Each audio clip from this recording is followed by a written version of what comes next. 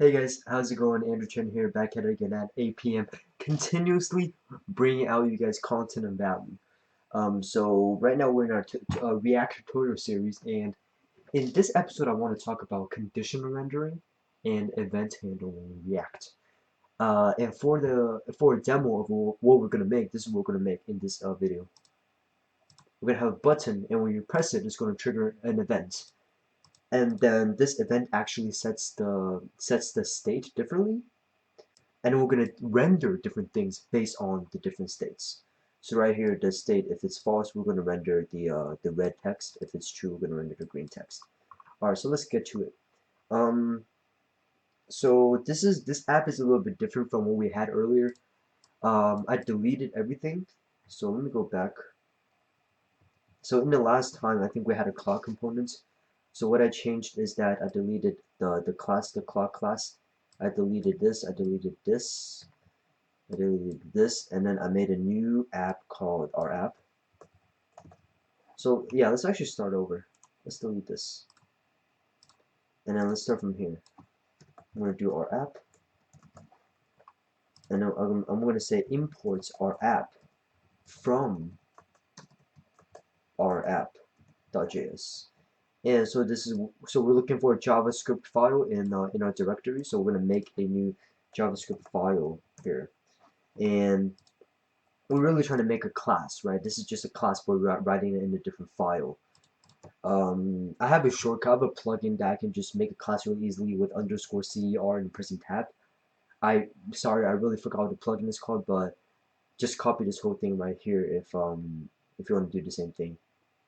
And don't worry about the plugin later. So yeah, so copy this whole thing, and so if we just print something. So this is again the exact same thing that we did in the last tutorial, basically, but we're putting our component inside of a different file, and then we're just rendering an A here. So now let's do the now let's make a button and give it something on click. Let's just render a button. So this is really HTML. This looks all like HTML. The button, right? And then when we save it, it's just show a button. When we click it, it doesn't nothing happens. So if you came from like HTML, CSS, JavaScript background, you would give these HTML elements you will do on click with like this, and then write the JavaScript code here goes here. In React though, it's a little bit different. In JSX, all of your kind of events handling stuff will be upper camel case like this. Or is it lower camel? Yeah, that's lower camel case. So the first one is always lowercase, and then the rest are uppercase. We're gonna do run on click, and just follow me here. Handle click. And yeah, just I'm not gonna say anything about this, but just follow me here for a second.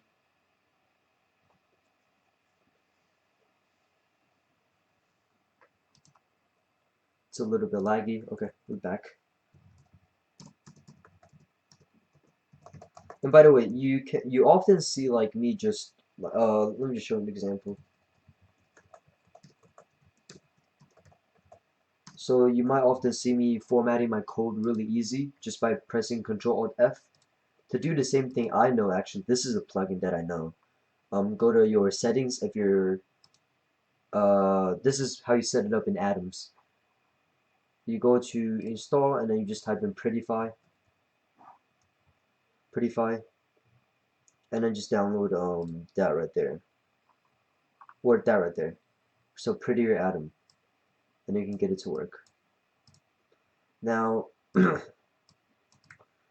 well, so okay, so let's see what are we trying to do here? Oh, oops, this down click. We should do this down click. So what do we want to do here? We're saying that let's see. So when we press the button, it shows the on click. It keeps showing it. Yeah. So what is happening here is that on click of a button, we say we call this dot handle click. This refers to the class right here, and then we're gonna call the class's function handle click. Now, a class is not supposed to have a function, but it's actually, I should say, the other way around. Handle click is bound to our app, so that our app sort of contains or owns this handle click. So we can just say this dot handle click. Yeah. This right here is interesting because we're actually passing it as a reference. This right here is actually not a function itself, so make sure you do not put brackets here, or I mean parentheses here. You just call it like this to pass as a reference. So now let's combine. So now we got a button, and when we click, it does something. We've actually got the event handling part down. Now let's implement this. Let's give it a state, and let's give it a state to determine what should we render. Right? Should we render the red text based on the toggle, or should we render the green text? To do this, we always want to use the constructors. We always want to put the state inside of the constructor. So always do this. And generally, when you want to make a class, just do this. And then let's do this dot state. And then let's do toggle equals to. So at first, we want to maybe make toggle false. And on click, this is what we're going to do. Right, the handle click place. Remember, when we press this, it's going to call this. I'm going to say this dot set state. And then this is how we set the state. We put in the property that we want to set, and then let's put in the new value that we want to update it with. So we want to update it with this, right? So we're going to set it false to the previous toggle value. So now let's save this, and let's do something. Let's do So okay, so this is now click it. It's actually setting the toggle false or whatever in the background, but it's hard to check with this. It's hard to see what's actually going on in the background, right? Because I don't have a console to log, and it's actually here's the interesting thing. If we do console to log, here's the interesting thing that I want to point out. Yeah, so it starts as false, right? It starts as false. So when we press it, it should actually log true, right? And then it's gonna, so it shouldn't start with false again. So the reason of this is because this is actually like I believe it's an asynchronous call, which means this might not finish triggering before this triggers. So yeah, just remember, don't try to write a new logic based on whatever you just did with set state. Instead, I believe there's a few ways out of this. One way is to, well, my atom is freezing. Ugh. But one way I believe is to God, why is it frozen? This is pretty annoying. Okay. I believe one way is to do this. I think parentheses instead of brackets help. No, it doesn't work. I'll find what works though, so it's okay. And I'll put it in the YouTube description. But for now, just remember that this is kind of asynchronous, so don't rely on writing logic based on what just happened here. So don't like write. So if you want something, man, why is this so freezing so often, man? This is getting annoying. Let me close this.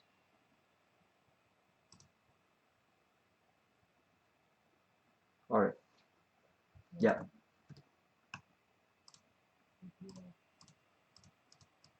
Yeah, like if you want to write logic based on this.state.toggle, this might not be updated as what you intended to because this might take slower to finish.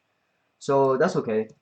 So another way to log it then will be using this lifecycle method, and it's component did update.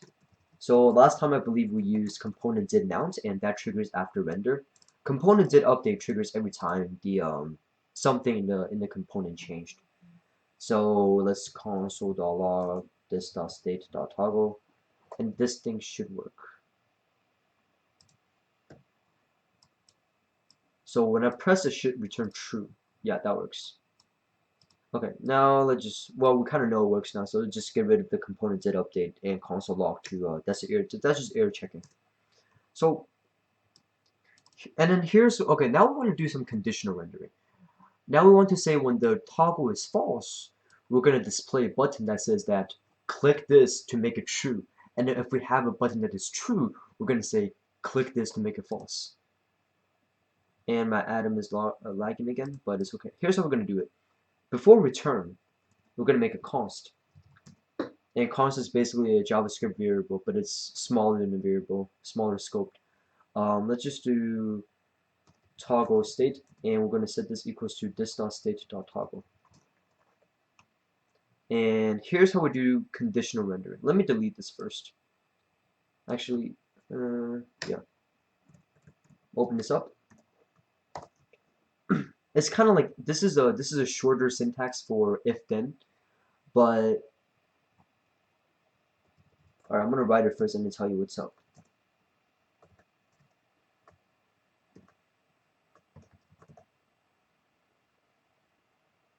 So if toggle state equals to true, toggle state is true.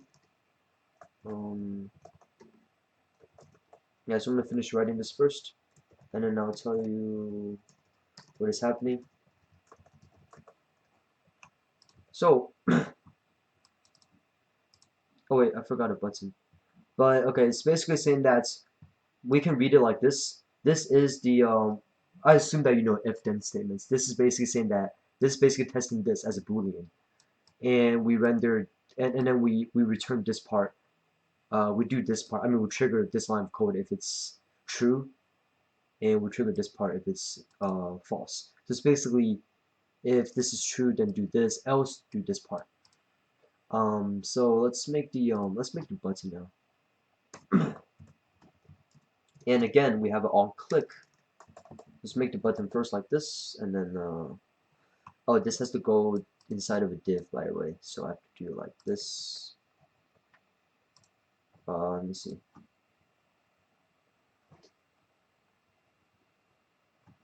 Toggle state to false, and then let's do on click. On click, we want to set it. We want to trigger this function, which will set the toggle state. So again, the way we do this is just to do this, passing this as a reference. Actually, forgot that this dots, yeah.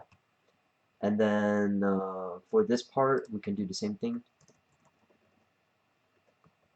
Button on click equals to this dot handle click toggle state to false. I mean true.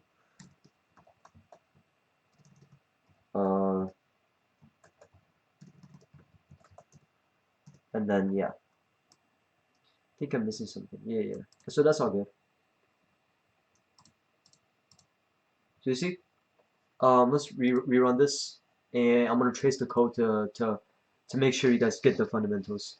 At first, so let's actually start from all the way from the beginning. We have react.render our app, and then we're basically rendering our app. So we go to this class right here, and the second we go in here, we first call the constructor, right? So we're gonna make the initial state for toggle false, and then we're gonna do and then we're gonna immediately do rendering first. Then we set this as the state.toggle, which is false, and then we say that if the toggle state is true, then we display a button that does blah blah blah, and then if it's false, then we do something else. So since it's false at first, we're gonna display this part, and then when we click this button, we call this reference this.handle click, which is basically this right here, and we're gonna set the this.state to the opposite of that. Which, if you recall, set state is kind of like, if you recall what I said from the last video, set state is kind of like scheduling a UI appointment to be updated. And so this will set the state differently first, and then it's going to immediately call render again because we scheduled a UI appointment. And in this time, since toggle is true, we're going to render this part. Let me just, okay, so that's basically it for the video. You can quit now. Bye. But let's just make this a little bit stylish.